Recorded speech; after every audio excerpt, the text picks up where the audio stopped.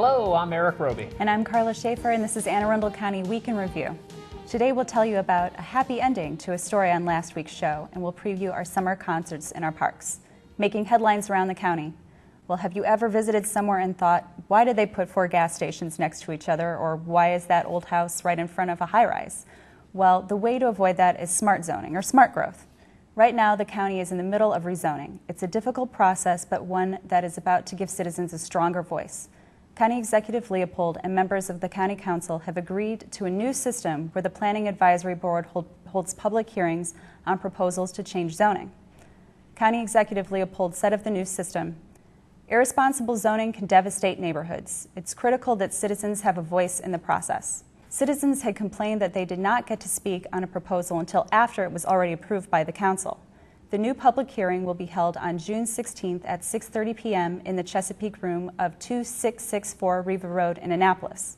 Call 410-222-7432 for more information or visit www.aacounty.org to see a list of proposals. And also for those in Districts 6 and 7, that's Annapolis and Crofton all the way through South County, so Chris Trumbauer and Jerry Walker's district, you have a County Council meeting coming up on the 20th for your zoning to be heard as well. Absolutely. They're sure going to be busy meetings. Yes. Zoning's always a tough decision, communities, developers, where do you go with the growth of the county? Where do you not grow? Where do you grow? It's always a tough decision. Thankfully, it's only done once every 10 years. That's right. So, well, in this week's Community Spotlight, Jody Leda joins us with a reminder about those yellow bins and dumpsters at county parks and athletic fields. Jody. Hi, I'm Jody Leda, and I'm here today at Kinder Farm Park with the Director of Parks and Recreation, Mr. Rick Anthony, as well as Ms. Karen Molinas and Kelly Makel from the Recycling Division.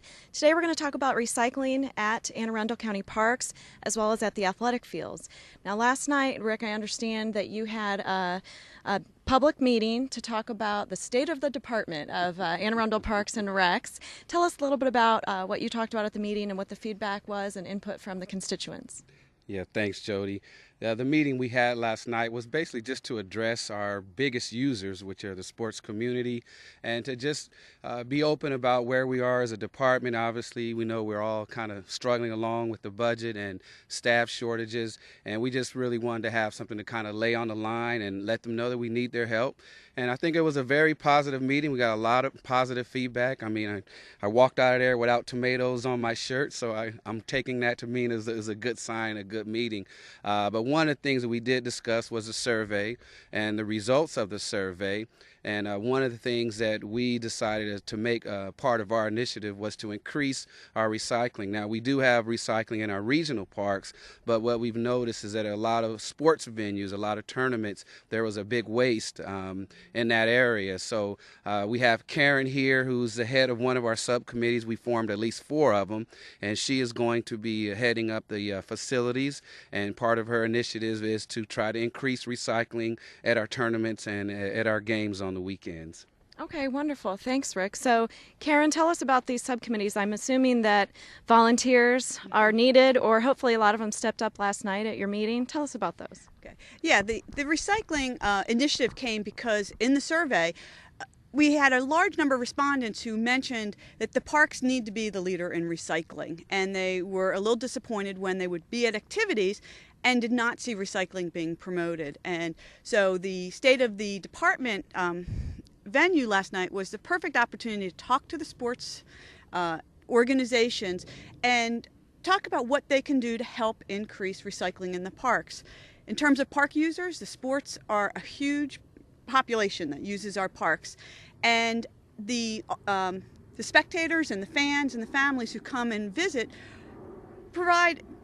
bring with them a lot of water bottles and food containers that pretty much all are recyclable based on the county's recycling program. And so we are encouraging them to work with their youth and their parents to make sure it gets recycled and not put in the dumpster. And we talked about the big A-frames that we have in many of our parks, but also the carts. And then also asked for the parks that don't have the recycling containers, if there wasn't a sports organization interested in adding that to their program, we would help with our recycling division, help to increase the recycling and make it more convenient for our sports So, and Kelly's been wonderful to work with through many years with the recycling in the department, and she's been providing a lot of guidance on how we can get this to be accomplished. Great. Yes, I agree. Kelly's very helpful. She was my mentor when I was in the recycling division. So, Kelly, tell us about how long have we been recycling at the parks, and about these nice A-frames we have, and where are they? We've been recycling at the parks for several years. Just kind of depends on the park. Some of them did their own initiative and started with aluminum can recycling, but recycling as we know it now really started October of 2007. And all the major parks recycle. When you go there, you'll see either a large A-frame dumpster like this, where people can put all of their paper, plastic, metal, glass inside of it, or the carts, like Karen said, or they'll see the yellow barrels that look just like the trash barrels, except that they're yellow and they're labeled, and they can put all that material in there. And a lot of the park users are county residents. They're our curbside customers, and they can recycle at the parks just like they do at home. And so it's easy. They can put all that material in there. They don't have to wash or sort, separate, debate if they're not, if they're debating whether or not, oh, there's a little bit of baked beans, left in that tray, get out as much as you can and put it on in there. Don't worry about it.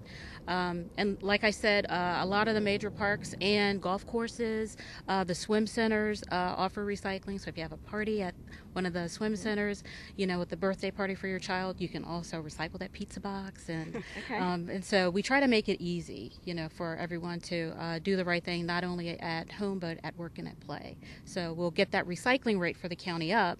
Right now it's at 39%, and it's steadily increasing, but we've got a ways to go till we reach that 50% mark.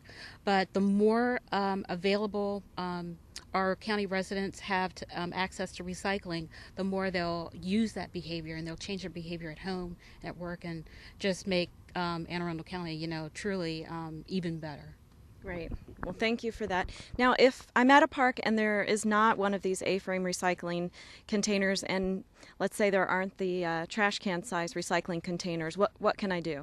You can, just as Karen said, you can go back and talk with other people from your user group or your community team, and put your request through. Or immediately what you can do is, just as you packed it into the park, you can pack it up and take it home.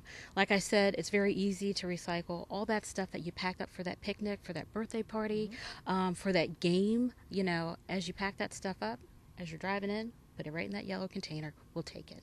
Right, great. And I know a lot of the state parks are like that too. Sandy Point's like that. In fact, you have to take everything out that you bring in. Right. So. The state parks have a different policy that they go by. They're trash free. So with them, you can't leave anything behind. So if you're working with that kind of consciousness, it's easy to mimic that when you go to the county parks. But like I said, if you're at a park, a community park, and either you're not sure if it is recycling, because maybe where you're seated, you don't see a container right there, or the park doesn't recycle at that time, just take it on home. Great. Okay, so we've talked a lot about what's going on with the recs and parks this summer. Some initiatives, some programs are starting. I know you're always looking for individuals to help out with the programs, because we don't always have the staff to take the recycling containers to the proper A-frame or wherever it needs to go, receptacle. So if people want to help, people want to reach out, if they're going to be at the athletic events anyway, and they're avid recyclers like I am, I'm going to be there for the little league games and so forth. What can I do? Who do I contact to volunteer to help with getting the recycling to the right place? I would say first, if you're involved with one of the sports organizations, contact the coach or the commissioners of that organization. But for recycling, it doesn't take much other than maybe walking the crowd on your own to pick up, collect the recycling and bring it to the recycling dumpster that is on site. For many of the regional parks, they have their own volunteer corps that help at the different parks. And for those, you can either contact the individual park or contact the main Office for Recreation and Parks at 410-222-7317, and we'll get you in touch with the right people. But it's one of those things. What's nice about recycling is you don't need our permission to recycle. So, and Kelly mentioned the 50-50 challenge, and we know that Recreation and Parks, we're competitive, fun. You know, we like to have fun and be competitive, so we're hoping that besides 50-50, we exceed that and we become 100% recycled in our parks. Okay, great. Well, thank you, Rick Anthony and Karen Molinas and Kelly Makel, for being here with me today on this warm June day here at Kinder Farm Park. And keep on recycling all summer. Hope you guys enjoy the parks all summer, as I know I will. And back to you in the studio, Erik. Thank you. Thanks, Jody. It's really convenient for people to recycle in parks now, so hopefully they'll remember this very important message. Well, this week in Hot Topics, the Anne Arundel County Fire Department responded to 1,448 calls for service. This included more than 1,091 emergency medical calls and 130 fire calls. The Anne Arundel County Fire Department held its annual awards banquet this week to honor some special members of the fire department and the community for their dedication and heroic actions. With us now to tell us more about this ceremony is Division Chief Michael Cox of the Anne Arundel County Fire Department. Chief? Thanks, Karla. On June 7, 2011, Fire Chief John Robert Ray presided over the Anne Arundel County Fire Department's annual awards ceremony that was held at Michael's 8th Avenue in Glen Burnie, Maryland. The event, which was sponsored by the Anne Arundel Fire Safety Foundation, Heroes Pub, and Michael's 8th Avenue, was kicked off by Mr. Rod Daniels, anchor for WBAL-TV Channel 11 in Baltimore. Mr. Daniels is an honorary fire chief in the Anne Arundel County Fire Department and served as the Masters of Ceremonies for this event. Award recipients were treated to dinner prior to the presentation of the awards, which began at about 7:30 p.m. Anne Arundel County Fire Department presents awards in two general categories: uniformed members and citizens. Each award submission is reviewed by the department's Commendation Review Committee and then submitted to the fire chief for final approval. This year, there were a total of 8 awards given to civilian and uniformed personnel for their acts of bravery as well as their outstanding accomplishments. 2 civilian awards were given for the rescue of an unconscious man in a smoke-filled house in Glen Burnie and the rescue of a child in a Brooklyn Park row house fire. Similarly, 2 other civilians were greeted and thanked by the victim that they successfully resuscitated after he collapsed and suffered a near-fatal heart attack at a local health and fitness facility in Millersville. In addition, numerous uniform employees received awards for the rescue and extrication of a man trapped in a vehicle that left the roadway, plummeted down 30 feet, and came to rest on its roof atop the active Amtrak railroad tracks in Hanover. Furthermore, 1 civilian member of the department was recognized for the design and engineering of the 2 fire boats that are currently in service on the county's waterways. Karla? Thanks, Chief. County Executive Leopold and Fire Chief John Robert Ray are proud to honor these citizens and fire department members for their life-saving efforts, dedication to duty, and service to their community. It really shows you what special people we have as first responders. Well, folks, there's more Week in Review to come. Take a look at the community calendar for what's happening around Anne Arundel County. Stay with us. We'll be right back.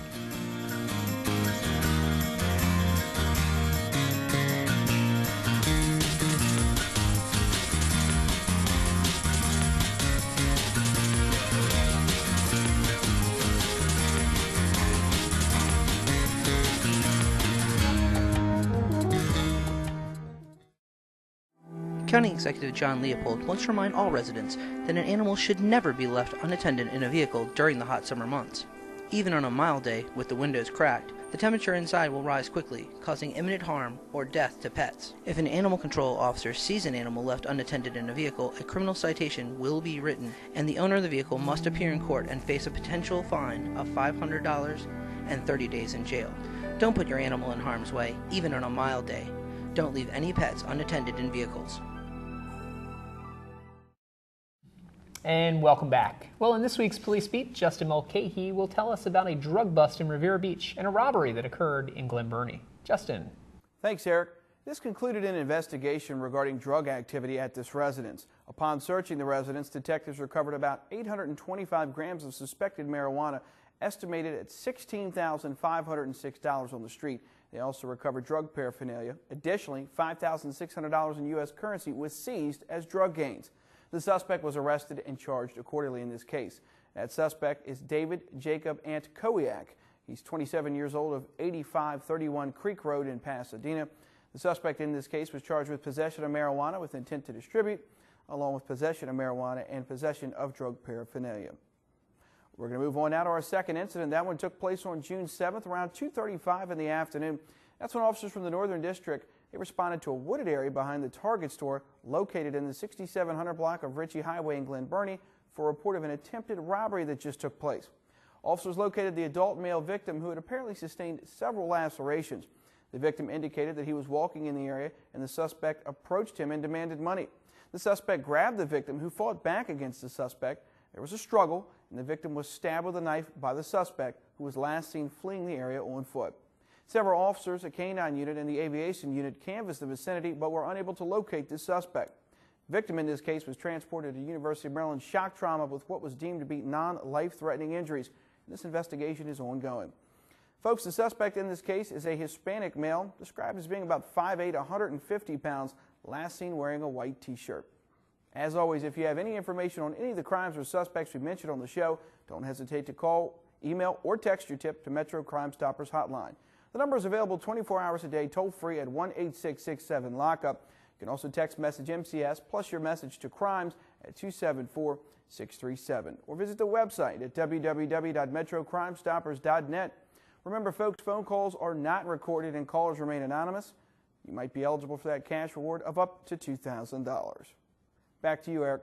Thanks, Justin. Hopefully an alert viewer will recognize the description and call police about this attacker. We also want to update you on a story from last week. In a bizarre incident, a stabbed man who later died from his injuries crashed his truck into the Ann's Dairy Cream parking lot and hit a 15-year-old girl, Gabby Knight. Gabby's father, Tim, told the Maryland Gazette this week that the teen is recovering and even jokes about the incident.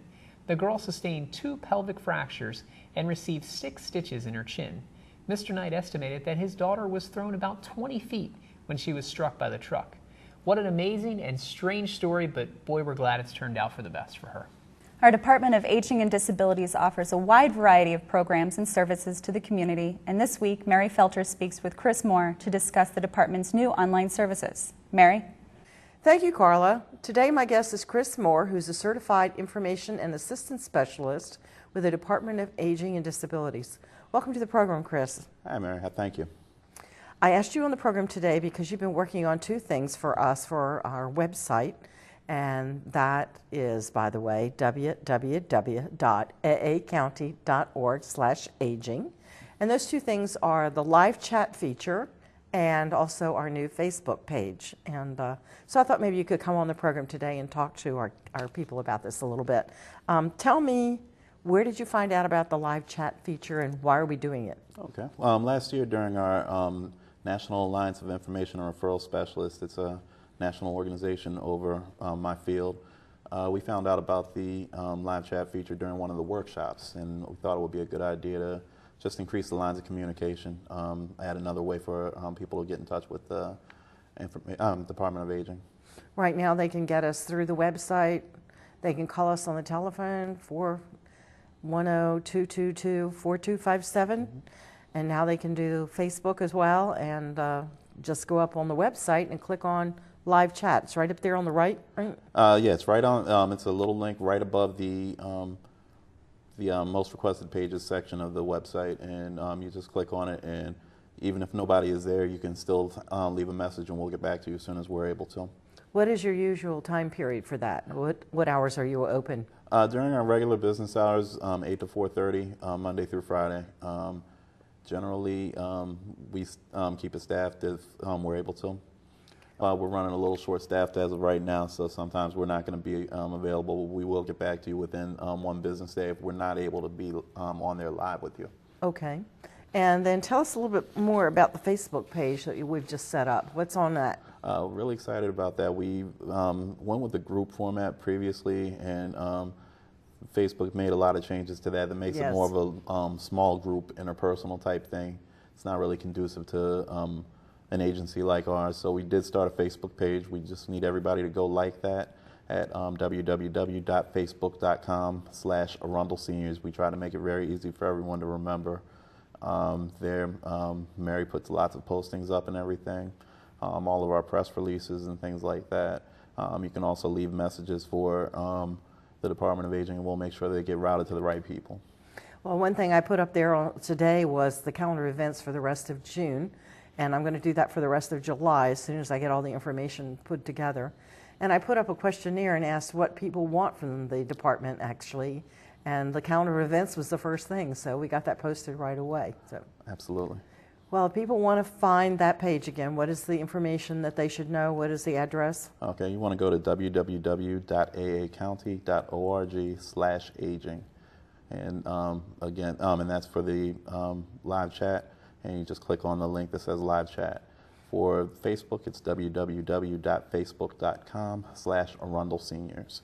Well, thank you very much for providing that information. Obviously, people who are coming along, the baby boomers who are getting up there, they're familiar with how to do these things on the internet. And so we're really glad to have that up there. Thank you for your help. Oh, no problem. Just wanted to stay ahead of the wave and everything and just, again, provide as many ways to communicate with us as possible. Thank you for coming on the program. Thank you. This is Mary Felter for the Anne Arundel County Department of Aging and Disabilities for Arundel Week in Review. Back to you, Karla. Thank you, Mary. Well, are you looking for a great way to spend some time with the family in the great outdoors? We have a little preview for you of all the free summer concerts coming up this season at our county parks. In this week's Recreation and Park Spotlight, Carolyn Ryan joins us from Quiet Waters Park to tell us more about these concerts. Carolyn. Thanks, Erik. Well, they say the whole world is a stage. That's definitely true here in our little corner of the world at Quiet Waters Park Amphitheater, where I'm joined by Ranger Akeem Ellis and Ranger David Berman, and they're here to talk a little bit about this summer's concert series at both Downs Park and Quiet Waters Park. Thank you both for being here today. Thank you very much. Now, Akeem, Ranger Ellis, we'll start with you. You are at Downs Park in Pasadena. Tell us a little bit about your concert series. I know you guys had your first concert on June 6th. Tell us a little bit about the bands that are playing this year. Yeah, June 6th we had Electric Brigade come out there, a naval band. They draw a huge crowd for us. Next week we have Bad With Names. They're a rock band based out of Pasadena. They'll draw a huge crowd also. And we also have an Elvis impersonator coming on June the 26th, so it's turning out to be a good season. Great. And how about the concerts at Quiet Waters? Well, the concerts at Quiet Waters haven't quite started. Our first one will be on July the 9th. This year we're featuring two naval bands, one of them being the Cruisers. Also, we have Kelly Bell coming back, which has always been a public community favorite for the past few years now. Our concerts are from 6 to 8 on Saturdays, with our last two being 5:30 to 7:30. And your concerts are on? Our concerts are every Sunday from military being 6:30 to 8 o'clock, and our regular bands, our civilian bands, being from 6 to 8. Okay, great. And tell me a little bit about the cost of the concerts. Our cost is pretty much free an hour before the concert starts. If you come in before that hour, it'll be $6. But an hour before the concert starts, it's absolutely free. Okay. Same with Quiet Waters. It's free an hour before the show, so it gives you plenty of time to get you a good spot on the hill, put out a blanket, get yourself a picnic, and get ready for the show. Now, I know your friends groups at your parks are also very involved in the concert series. Tell us a little bit about that. Our friends group actually helps out a lot. They do everything from going over the music to seeing who could play for the type of audience that we bring, and they actually pay the bands. They're a nonprofit organization, and they do a whole lot for our concert series. Without them, we probably would not have one. Same with Quiet Waters. Our friends are involved a lot with the selection of the bands. They provide the sponsors, and without the friends, we would not be able to have these concerts that we have every year. They also help in staffing the concerts, as well as looking for volunteers. Great. Now, we said these concerts are a great family event. You can bring a picnic and bring the whole family. But I know there are a few rules and regulations regarding the concert series. Tell us a little bit about those, just so people can be prepared. Yeah, Downs, our main thing is we do not allow alcohol in any of the county parks during the concert series. We also, with pets, we just ask that they move to the outer areas for noise situations. And smoking, you have to be at least 100 yards away from the concert area. And the last thing that we ask is that if you do have kids that are on bikes or playing with any type of ball or anything like that, we just ask that they move away from the concert area. Okay, great. It's pretty much the same as Quiet Waters. We don't allow smoking. Alcohol is definitely prohibited, not just at the concerts, but throughout the park year-round. You're not, if you have a dog, they must be on a leash at all times. If you're playing with a ball, we ask that you stay to the outside. If you set up a tent, pop-up tent for birthday parties or small gatherings, those must stay to the top of the hill. And if you want to dance, you can come up and dance. There are no rules against that, but just keep an eye on your children. Sounds like great fun. Now, to get more information, our viewers can go to our website, www.aacounty.org/recparks, and get all kinds of information on the concert series and both Downs Park and Quiet Waters Park.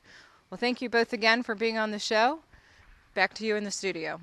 Thanks, Carolyn. And Karla and I were talking off camera, and I think you're considering the Elvis show at Downs Park? I might be. Huh. Well, I'm thinking I'm more of like Only if Eric's going. No.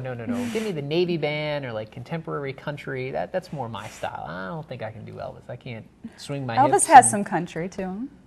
Yeah. Graceland. I guess he's from the country area. Well, before you venture out to one of these concerts, prepare yourself for the heat and humidity that comes with a Maryland summer.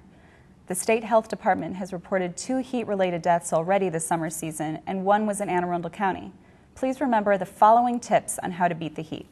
Limit outside activities to the early morning and early evening when temperatures are at their lowest. Limit your exercise regimen and listen to your body to moderate your activity accordingly. Drink plenty of fluids, water is best, avoid alcoholic beverages because they dehydrate you. When possible, stay out of direct sunlight and wear sunscreen. During the hottest times of the day, spend time indoors in air-conditioned places such as libraries, shopping malls, movie theaters. And if air conditioning is not available, take cool baths or showers to help cool down during the hottest times of the day. Wear loose-fitting clothing and light-colored clothing as well. Beware of overloading fans and air conditioners. If the cords of these appliances are hot, discontinue their use. Never leave a child or pet unattended in a car. That's really important. In a very short period of time, the temperature inside a vehicle can exceed 150 degrees. Children, seniors, and people with chronic conditions are usually the first to feel the effects of heat and humidity. So check in on elderly neighbors. Yeah, those are all great tips, Karla. I mean, it's so hot. You know, we were looking at Wednesday and Thursday, temperatures in the hundreds. It's not even July. Yes, it's not June. even counting the heat index and the humidity that goes along with that. It's been a little brutal out there. A little early to be very brutal out there. But you know, it kind of goes back to those 70-degree days we had in May. I mean, there was a stretch of like 3 weeks where we had 72 degrees every day. So we got a little spoiled. It's true. Now we're going into the oven. We're going into summer. I'll tell you, I was wishing yesterday that we had one of those 72-degree days during our law enforcement run to raise money for Special Olympics. That's right. You were running yesterday. I was running. Yeah. How many shirts did you go through sweating out there? I don't know. Yeah, it was really crazy, but the recruits did an excellent job. Good. Everyone running did an excellent job, and also of listening to our bodies and realizing that we can't push ourselves too much in those temps. It was for a great cause. That too. I mean, law enforcement, torch run, Special Olympics. I mean, these are just phenomenal people that go out there, and it doesn't matter. Rains, they're like the post office. Rain, sleet, snow or hail, heat, humidity. They're going to go out and do it, and they're going to do it. And this is kicking off the Special Olympics season as well, so that's why we had it yesterday. That's right. Well, good job out there. Thank you. I think we might have some pictures. Do we have any pictures? Maybe Chuck can find a picture. And if we don't find a picture, we'll have one for you next week of Karla out there doing her best. Thanks, Eric.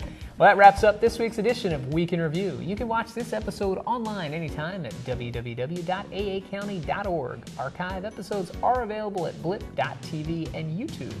You can also subscribe to the free video podcast at iTunes. Please tune in again next week for more highlights and news from around your county. We'll see you next time.